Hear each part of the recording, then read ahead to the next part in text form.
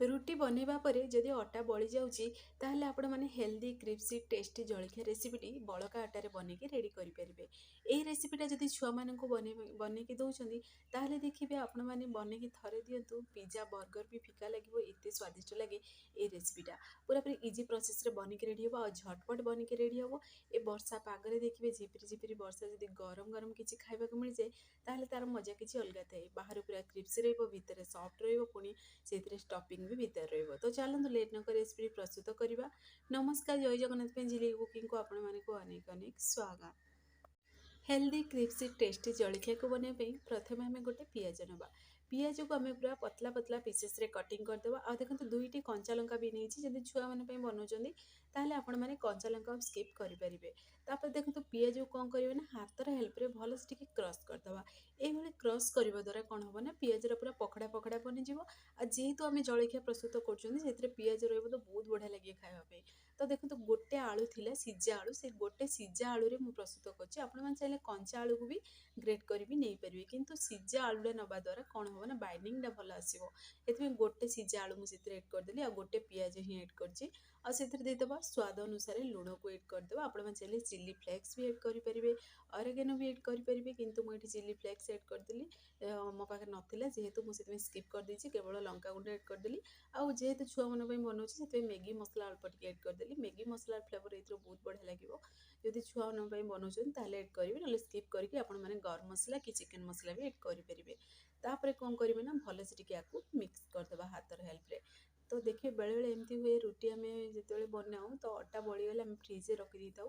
ଯଦି ବଳକା ଅଟା ଅଛି ନା ଅଳ୍ପ ଟିକେ ଅଟାରେ ଫ୍ରିଜରେ ନ ରଖିକି ଆପଣମାନେ ଘରେ ଝଟପଟ ବନାନ୍ତୁ। ଦେଖିବେ ହେଲ୍ଦି ଟେଷ୍ଟି ଗୋଟେ ଜଳଖିଆ ବନିକି ରେଡ଼ି ହେଇଯିବ। ଆଉ କମ୍ ସମୟରେ ବନିକି ରେଡ଼ି ହେବ, ଘରେ ଥିବା ବେସିକ୍ ସାମଗ୍ରୀରେ ହିଁ ବନିକି ରେଡ଼ି ହେବ। ତ ଭଲସେ ଟିକେ ମିକ୍ସ କରିସାରିବା ପରେ ଆଳୁ ପିଆଜକୁ ଆମେ ତାକୁ ଏବେ ସାଇଡ଼୍ରେ ରଖିଦେବା। ତାପରେ କ'ଣ କରିବା ନା ଯେଉଁ ବଳି ଯାଇଥିଲା ଅଟା ସେଥିରେ ଅଳ୍ପ ଟିକେ ମୁଁ ଏଥିରେ ଅଟାକୁ ଏଡ଼୍ କରିଦେଲି। ଏଡ଼୍ କରିକିରି କ'ଣ କରିବା ଭଲସେ ଟିକେ ମିକ୍ସ କରିଦେବା ଆକୁ। ମିକ୍ସ କରିକି ଦେଖନ୍ତୁ ଗୋଟେ ସଫ୍ଟ ଗୋଟେ ଡୋ ବନିକି ଯେହେତୁ ଆମର ବନିକି ରେଡ଼ି ହେଇସାରିଛି, ବଳକା ଅଟାରେ ଅଳ୍ପ ଟିକେ ଦେଖିବେ ଯଦି ସେଥିରେ ଅଟାକୁ ଏଡ଼୍ କରିଦେବେ ଅଟା ପାଉଡ଼ରକୁ, ତାହେଲେ ଦେଖିବେ ମାନେ ସେ ଯଦି ଅଳ୍ପ ଟିକେ ଲୁଜ୍ ହେଇଯାଏ, ବେଳେବେଳେ ଅଟାଟା କ'ଣ ଯେ ମାନେ ପାଣି ପାଣି ହେଇଯାଇଥାଏ। ତ ସେଥିପାଇଁ ମୁଁ ଅଳ୍ପ ଟିକେ ଏଡ଼୍ କରି ଭଲସେ ଟିକେ ମିକ୍ସ କରିଦେଲି। ଆଉ ଦେଖନ୍ତୁ ପୁରା ଫ୍ରେଶ୍ ଅଟା ଭଳି ହିଁ ଦେଖାଯାଉଛି। ଏବେ କ'ଣ କରିବା ନା ଆକୁ ଆମେ ଗୋଲାକାର ସେପ୍ରେ ଆକୁ ଟିକେ ବେଲିଦେବା। ଯେମିତି ଆପଣମାନେ ରୁଟି ପାଇଁ ବେଲୁଛନ୍ତି ସେଇଭଳି ପ୍ରୋସେସ୍ରେ ହିଁ ଟିକେ ବେଲି ଦେବେ। ତ ଅଧିକ ପତଲା ରଖିବେନି କି ଅଧିକ ବହଳିଆ ରଖିବେନି। ବେଲି ସାରିବା ପରେ ତ ଆପଣଙ୍କ ପାଖରେ ଯଦି କଟର ଅଛି କଟର ହେଲ୍ପରେ ଆପଣମାନେ ଆକୁ ଗୋଲାକାର ସେପ୍ ଦେଇପାରିବେ। ଆଉ ଘରେ ଯଦି ଗ୍ଲାସ୍ ଥାଉଛି ନିହାତି ତ ଗ୍ଲାସ୍ରେ ବି କଟିଂ କରିପାରିବେ। ତ ଏଇଠି ଛୋଟ ଛୋଟ ଯେମିତି ଆପଣମାନେ ଗୁପଚୁପ୍ ପାଇଁ ଗୋଲାକାର ସେପ୍ ଦେଉଛନ୍ତି ସେଇଭଳି ଗୋଲାକାର ସେପ୍ ଦେଇକି ବି ଆପଣମାନେ ଏଇଠି ବନେଇ ପାରିବେ, ସେପ୍ ଦେଇପାରିବେ, ଏଇଭଳି ଗୋଲ ଗୋଲ ବେଲି ପାରିବେ। ତ ଦେଖନ୍ତୁ ଏଇଠି ମୁଁ କ'ଣ କଲି ନା ଆକୁ ବେଲି ଦେଲି, ବେଲିକି କଟିଂ କରିଦେଲି ଆଉ ଏକ୍ସଟ୍ରା ପାର୍ଟ ଯେଉଁ ଅଟା ଗୁଡ଼ା ଥିଲା ତାକୁ ବାହାର କରିଦେଲି। ତ ପୁଣି ଥରେ ଆମେ ସେମ୍ ପ୍ରୋସେସ୍ରେ ଆକୁ ବେଲିବା, ବେଲିକିରି ଏଇଭଳି ଗୋଲାକାର ସେପ୍ରେ କଟିଂ କରିଦେବା। ସବୁତକ ସେମ୍ ପ୍ରୋସେସ୍ରେ କଟିଂ କରିକିରି ଆମେ ଏବେ ସାଇଡ଼୍ରେ ରଖିଦେବା। ତ ଚାଲନ୍ତୁ ଆପଣମାନଙ୍କୁ ମୁଁ ଦେଖାଇ ଦେଉଛି କେମିତି କ'ଣ ମାନେ ତାକୁ ଆପଣମାନେ ବେକ୍ କରିବେ। ତ ଦେଖନ୍ତୁ ଏଠି ପିଆଜ ପୁଣି ଆଳୁ ଯେଉଁ ଷ୍ଟଫିଂଟା ଆମେ ବନେଇଛନ୍ତି ତାକୁ କ'ଣ କରିବା ନା ଆମେ ସେ ଯେଉଁ ଗୋଲାକାର ସେପ୍ ବନେଇଛନ୍ତି ତାକୁ ଆପଣମାନେ ନିଜ ମନ ପସନ୍ଦ ଅନୁସାରେ ଏଠି ସେପ୍ ଦେଇପାରିବେ। ମୋମୋର ବି ସେପ୍ ଦେଇପାରିବେ। ଆଉ ଦେଖନ୍ତୁ ମୁଁ ଆକୁ କେବଳ ଫୋଲ୍ଡ କରିଦେଲି, ଟିକେ ତାକୁ ପ୍ରେସ୍ କରିଦେଲି। ପ୍ରେସ୍ କରିବା ଦ୍ୱାରା ସେ ଚିପକି ଯିବ ଆଉ ବିଲକୁଲ ବି ତେଲରେ ଖୋଲିବନି, ବହୁତ ବଢ଼ିଆ ଲାଗୁଥିଲା ଖାଇବା ପାଇଁ।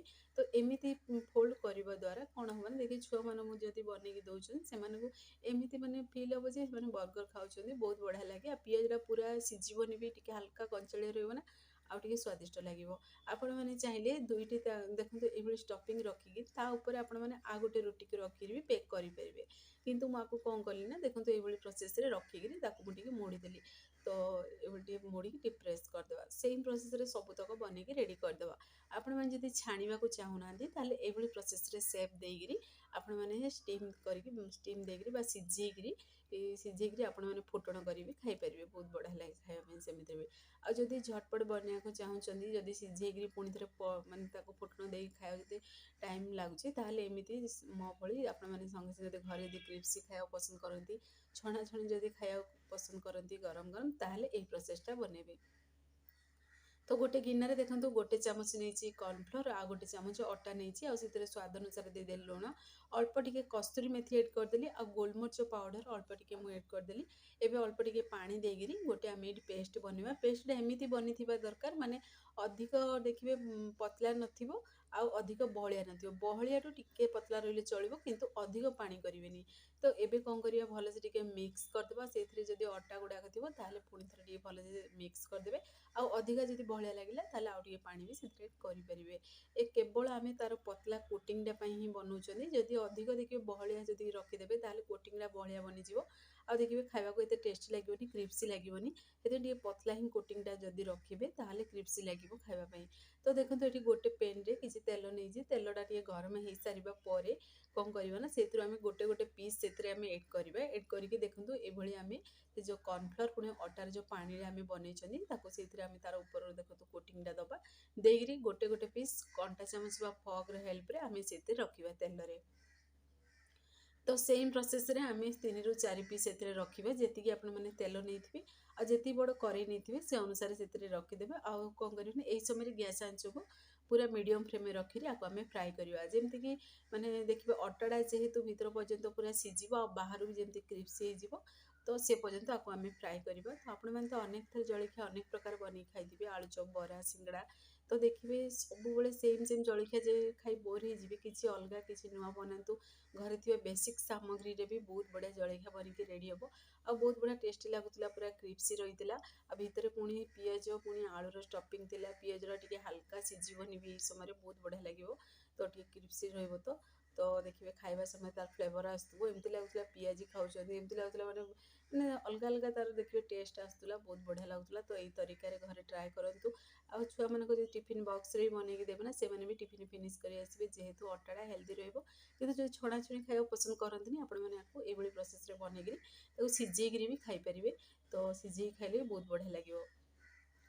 अल्प टिके तेल से एड करदे राशि जीरा सोरिष को एड करी तो ये जलखिया को एड करी मिक्स करदे धनिया पत्र कि पुदीना पत्र छोट छोट पीस कटिंग करी सिझे सारिबा परे जदि फुटनटा देवे ताहले भी देखिए बहुत बढ़िया लगे जलखियाटा खाइबा। तो देखो फाइनाली आम रेसिपी बनिकी रेडी हो गलानी एबे कौन करियो ना हम सेम प्रोसेस रे सबुतक बनईदेवा बनईकी गोटे प्लेट को बाहर करदेवा। तो देखो गोटे स्टेप ये बनिकी आमर रेडी हो गला। तो चलते एबे आउ गोटे स्टेप प्रस्तुत करवा। तो सेम प्रोसेस ना आम सबुतक बनिकी रेडी करदेवा। देखो आउ गोटे स्टेप भी मुझे एड करदेली आ गोटे साइड टी फ्राए हो सारा पर पुणी थे ओल्टेदेवा ओल्टेक ओलट पालट करी आम फ्राए करदे। आपण मैंने जब अधिक क्रिप्सी बनवाक चाहते ताले यही प्रोसेस आपण मैंने आगे टे हल्का सिझी सारा पर भी आपण मैंने बाहर करेंगे। तो फाइनल रेसिपी बनिकी रेडी हो गलानी आपण मैंने ट्राए करूँ आपण मान अनुभूति मो सहित सेयार करूँ। फ्रेंड्स आपण मैंने जब भिडियोटी मोर पसंद आसो सांग मानक सेयार करूँ लाइक करूँ चैनल जब नुआ अच्छा ताले चैनल को मोर सब्सक्राइब कर दिंतु बेल आइकन क्लिक कर दिंतु जहाँफल मोर सब वीडियो नोटिफिकेशन प्रथम आपण मानक पहुँचो एमती इजी इजी वीडियो नहीं आसबि आपण मैंने देखिए घरे या निहाती ट्राए करूँ।